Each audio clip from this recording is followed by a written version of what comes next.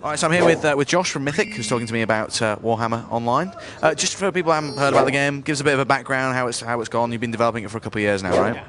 Warhammer Online Age of Reckoning is a next-generation, massively multiplayer online role-playing game that's taking the realm versus realm combat system that we initially developed with Dark Age of Camelot 7 years ago and bringing that into the modern era. Okay. And we're taking everything that we've done with RVR before and really expanding it.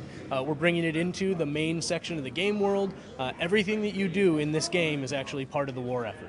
Right. So that's really the core driving philosophy behind the game.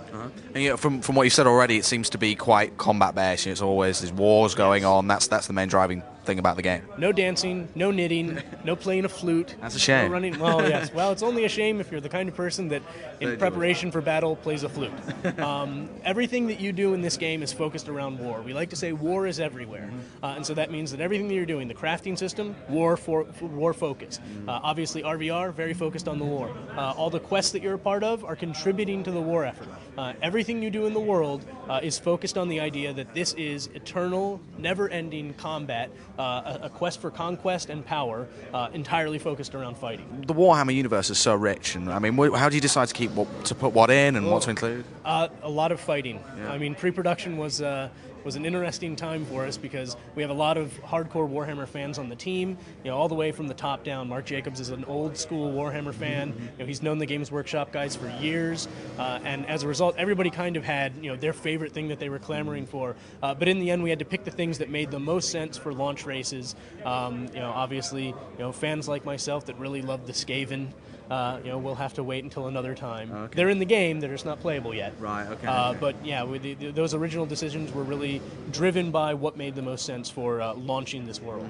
But that's something you can do in the future. Let's talk about where the game is at now. And is it closed beta right now? Open beta coming up? We're in closed beta. We've been in beta for about a year now.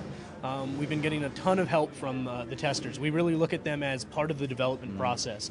They're not just there, hanging out and playing the game. They're really contributing to that process. And so what we'll actually do is we'll have them play for a set amount of time.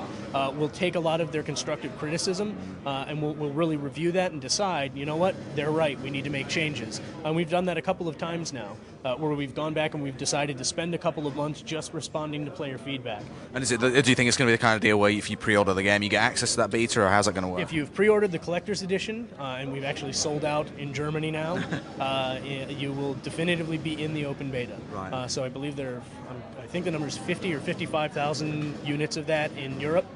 So you can basically assume there are at least 55,000 people getting into the closed beta. And it's obviously a very kind of crowded market, the MMORPG. If there's one feature that sets your game apart, what would you kind of describe it as? Absolutely the realm versus realm system. Right.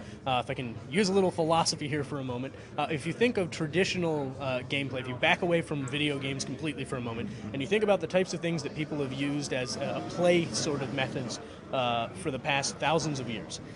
They're two things. They're cooperative and social. You play them with other people, and they're competitive. You play them against other people.